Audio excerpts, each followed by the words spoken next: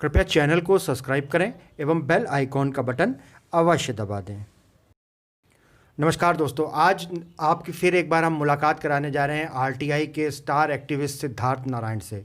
दोस्तों, पिछले दिनों जब विश्व पर्यावरण दिवस 5 जून की पूर्व संध्या पर नेशनल वॉच ने एक विनायकी के ऊपर, केरल की जो गर्भवती हथनी थी उसकी हत्या के ऊपर एक लेख लिखा कि केरल में कैसे इंसानियत मर गई, उसको पढ़ने के बाद आरटीआई एक्टिविस्ट सिद्धार्थ नारायण जो कुछ करने जा रहे थे उसमें बहुत अचानक से तेज़ी आई। उस लेख ने उनको बहुत प्रभावित किया और विनायकी को लेकर के आखिरकार सिद्धार्थ नारायण ने एक बहुत बड़ा कदम उठा दिया। दोस्तों, सिद्धार्थ नारायण के बारे में आप पहले से जानते हैं, कई इंटरव्यूज़ आपने इनके देखे हैं। देश का पहला आरटीआई सेंटर इन्होंने संभल मुरादाबाद में स्थापित किया, जिसकी कवरेज हमने आपको दिखाई थी। सिद्धार्थ ही वो शख्स हैं जिन्होंने उत्तर प्रदेश का पहला और लखनऊ में पहली आरटीआई दाखिल करी थी, पर्यावरण को लेकर के, और जीत हासिल करी थी। इसके बाद आप सबको याद होगा उत्तराखंड का वो घोड़ा शक्तिमान, जी हाँ, शक्तिमान को लेकर के भी सिद्धार्थ नारायण ने और बहुत बड़ी लड़ाई करी थी और शक्तिमान को इंसाफ दिलाया था। अब एक बार फिर से आरटीआई के राम जेठमलानी कहे जाने वाले सिद्धार्थ नारायण ने केरल की गर्भवती हथनी विनायकी को इंसाफ दिलाने के लिए कमर कस ली है और विनायकी के हत्यारों पर अंकुश लगाने के लिए पूरी तरीके से अपने कंधे पर जिम्मेदारी ओढ़ ली है। जी हाँ, सिद्धार्थ नारायण ने केरल पुलिस डीजीपी के खिलाफ एक 26 पॉइंट की आरटीआई दाखिल करी है। इस आरटीआई के दाखिल होने के बाद अब उन हत्यारों का, चाहे वो जिम्मेदार हों चाहे वो हत्यारों हों, उनका बच पाना बहुत मुश्किल होगा। ये 26 पॉइंट आरटीआई में सिद्धार्थ ने कुछ इस तरीके से लिए हैं कि अब केरल की पुलिस हो चाहे पर्यावरण मंत्रालय हो, उनको जवाबदेही से बचना बहुत मुश्किल हो जाएगा और आने वाले दिनों में ये आरटीआई कई पीआईएल्स का बेस भी बन सकती है, सहारा भी बन सकती है। तो दोस्तों, विनायकी के साथ जो अन्याय हुआ उसको लेकर के केरल की इस घटना को लेकर के सोशल मीडिया पर हम सब ने अपना अपना गुस्सा प्रकट किया। तो आइए विनायकी को समर्थन देने के लिए हम सिद्धार्थ नारायण की इस मुहिम को समर्थन देते हैं, उनकी आरटीआई को समर्थन दें। इससे पहले कि हम बात करें सिद्धार्थ नारायण से, दोस्तों ये जान लेना बहुत ज़रूरी है कि केवल 4 लाइनें लिखने से, आंसू बहाने से नहीं होगा। जिस तरीके से सिद्धार्थ ने ज़मीनी स्तर पर उतर करके न केवल पोस्टमार्टम रिपोर्ट, घटना का स्थल, जाँच का ऑफिसर, विस्फोटक का पदार्थ, इतने तमाम तरीके के क्वेश्चंस जो उनसे पूछे हैं जिनका जवाब मिलना सुनिश्चित है। तो आइए सिद्धार्थ नारायण की इस मुहिम में हम उनके साथ जुटें और विनायकी जैसे और भी जो हमारे वन्य जीव हैं उनको इंसाफ दिलाएं, पर्यावरण को बचाएं, मानवता को बचाएं।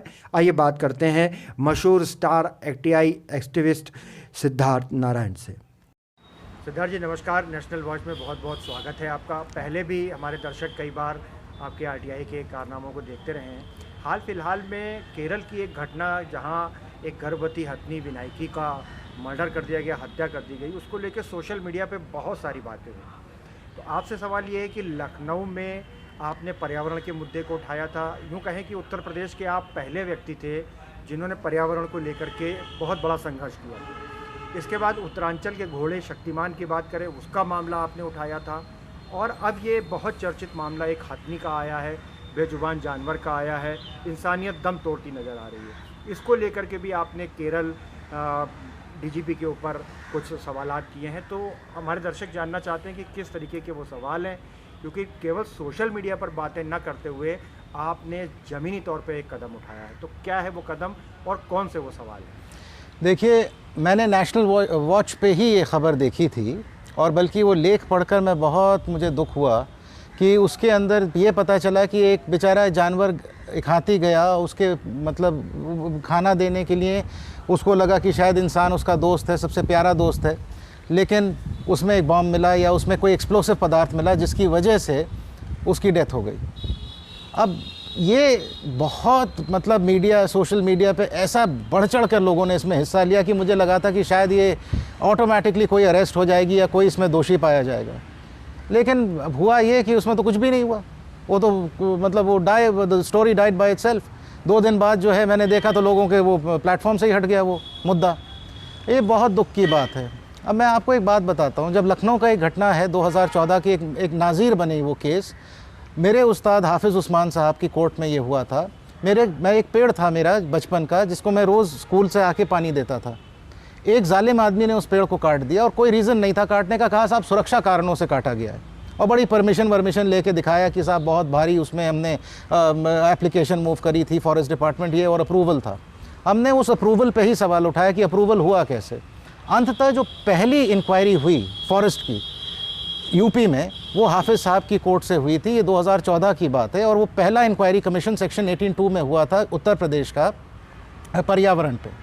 और आपने देखा होगा कि कुछ महीने पहले संभल में भी बहुत ज़बरदस्त प्लांटेशन हुआ था, उसमें भी हाफिज़ साहब थे और उन्होंने उसमें बढ़ चढ़ कर हिस्सा लिया। अब ये जब हुआ तो एक बीच में घटना और हुई जिसमें एक बेचारे घोड़े को जो है इंजर हुआ और अल्टीमेटली शक्तिमान।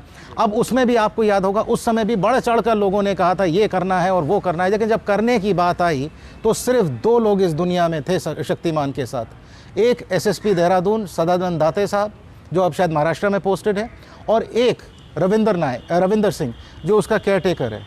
और यकीन मानिए रोज़ सुबह चाहे मैं कितनी भी जल्दी उठूं, शक्तिमान के सबसे प्यारे दोस्त और उसके भाई रविंदर का मेरे पास सबसे पहला मैसेज आता है। मैं आज तक कभी मैंने शक्तिमान को रियलिटी में नहीं देखा, लेकिन उसका दर्द, उसका, रविंदर का, सदानंद दाते साहब का और उस समय के डीजीपी मिस्टर सिद्धू का मैंने समझा, और उस पर भी मैंने केस किया था। अब विनायकी को लेकर, अब विनायकी का जो पॉइंट है वो इतना दुखद है। हम पता नहीं, मैं बताऊं आपको एक छोटी सी बात, मेरे पास अक्सर ऐसे ही केस आते हैं जिसमें मैं किसी से कभी मिला ही नहीं होता। एक जर्नलिस्ट का भी केस आया जिसकी डेथ हो गई थी शादी से पहले, वो बाद में मर्डर हुआ, फिर उसमें उसके हस्बैंड को जेल भी मैंने कराई थी। अब इसमें जो हुआ है वो ये है कि विनायकी के केस में 26 पॉइंट पिटिशन मैंने फाइल किया, जो अपने आप में एक बहुत बड़ा पिटिशन माना जाता है। CIC के जो लेटेस्ट गाइडलाइंस हैं एंड 2019 में जो RTI का संशोधन एक्ट आया था, और आपको शायद याद आप लोगों को होगा कि मैंने उस एक्ट का समर्थन भी किया था, क्योंकि मुझे लगा था कि इस एक्ट को, जैसे हर साल कुछ सालों के बाद हर एक्ट को एक मॉडिफिकेशन की ज़रूरत होती है, RTI एक्ट को भी मॉडिफिकेशन की ज़रूरत है। अब वो जब हमने उसका पूरा ड्राफ्ट अमेंडमेंट पढ़ा और उस अमेंडमेंट के तहत मैंने 26 पॉइंट क्वेश्चन DGP केरला से मांगा है, अभी तक कोई भी पुख्ता जानकारी ये नहीं मिल पाई है कि किसी ने FIR लिखी है नहीं लिखी है। सवाल ये भी है। दूसरा सवाल ये है कि साहब अगर आपने मुकदमा लिखा है तो तहरीर किसने दी है।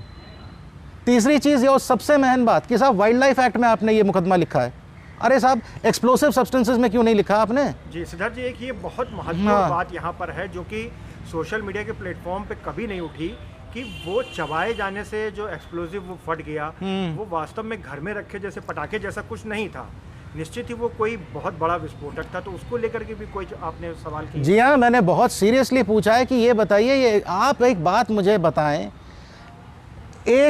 अगर एक इंसान को कारतूस खरीदना हो और उसके पास लाइसेंस हो उसको खरीदने का, तो एक लिमिट होती है कि आप साल में इतने कारतूस आपको इशू हो सकते हैं और उसके बाद नहीं, और वो भी उसके कैलिबर डिफाइंड है, या अगर 315 का है या 32 बोर का है। ये तो आप बात कर रहे हैं कि नाइट्रेट आपके घर में था, एक्सप्लोसिव का मतलब ही क्या हुआ? ये पोटेशियम था या सल्फर था या नाइट्रेट था या कोई किसी टाइप का बॉम्ब था, तो क्या गांव में बॉम्ब खरीदा जा सकता है? और बॉम्ब प्लांट भी कर सकते हैं और मार भी सकते हैं किसी को, और कुछ होगा भी नहीं आपको। क्या ऐसा कोई रूल आया है? हमें नहीं मालूम। और अगर ऐसा रूल नहीं आया है तो जो सेक्शन है उसके अंतर्गत उसको अरेस्ट करिए जिस पे आपको शक है। इनोसेंट को फ्रेम ना करें। इसको मैंने देखा है कुछ लोगों ने पूरा घुमाने की भी कोशिश करी है, काफी है ना, भी आई, राजनीति भी इसमें बहुत होने लगी। अब मेन मुद्दा ये है कि हाथी को इंसाफ मिला कि नहीं मिला। अगर हाथी को इंसाफ मिला है तो भाई मुझे कुछ नहीं कहना, ठीक है। अगर इंसाफ नहीं मिला, और अच्छा एक चीज़ और इसमें हमने पूछी है कि आपने पेट्रोलिंग करनी शुरू करी है कि नहीं, क्योंकि पेट्रोलिंग में ये भी मिलेगा कि और एनिमल्स भी हर्ट हो रहे हैं।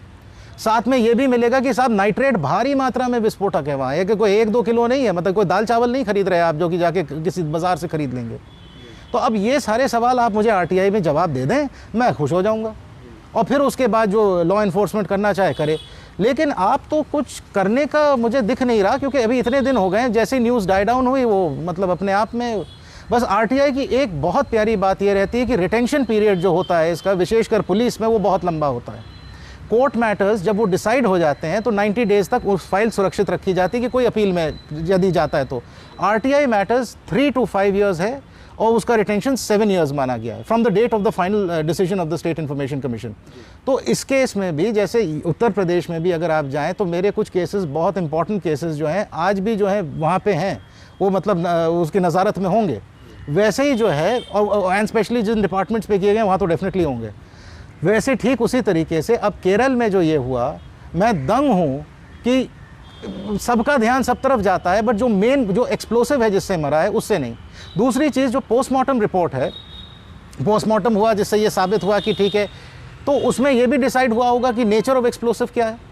ये तो नहीं पता कि भाई अब जैसे बिल्कुल होने का ये अगर ये पता है तो वो किस तरह मरी, ये भी पता है कि बम खा के मरी या जो है कोई एक्सप्लोसिव का, तो एक्सप्लोसिव का नेचर क्या था ये भी तो बताइए कि भाई वो क्या था जिससे वो मरी। अब आदमी अगर कारतूस से मरता है तो वो पोस्टमार्टम में पता चल जाता है कि साहब ये 32 बोर का कारतूस था या 9 mm का था, या जो है उसमें ये जरूर गन पाउडर मिलेगा है। क्या सिद्धार्थ जी, आपने ये जो भारत का पर्यावरण विभाग है या जीव जंतु वाला जो मंत्रालय है, इनके ऊपर आरटीआई करी है कि जो केरल का जो डीजीपी है, जो डीजीपी केरल का जो पुलिस महकमा है, पुलिस महकमा, क्योंकि ओवरऑल बहुत बड़ा सवाल है, लॉ एंड ऑर्डर का सवाल है कि पहली चीज़ तो साहब ये अब यूपी की किसी जेल में अगर मान लीजिए हथियार आ जाता है, शस्त्र आ जाता है, तो कितने पुलिस वालों की नौकरी चली जाती है।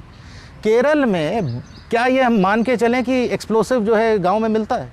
तो ये तो पुलिसिंग का एस्पेक्ट है, ये वाइल्ड लाइफ का तो एस्पेक्ट ही नहीं है कि अगर केरल का विलेजर बड़े मतलब ऐसे कहता है कि साहब मेरे यहाँ जंगली सुअर आ जाता है जिसकी वजह से मैंने अपनी सुरक्षा के कारण ये कि अरे सुरक्षा के कारण तो सारा ही दुनिया, किसी की जान ले लो तो वो भी सुरक्षा के कारण है। अब आज आपने एक एलिफेंट पे ट्राई किया है, कल आप किसी और चीज़ पे ट्राई करेंगे। भाई ये तो एक बहाना बन गया ना काम ना करने का कि भाई हमने ये तो ठीक है साहब ये मर गया, ऐसे कोई कैसे मरता।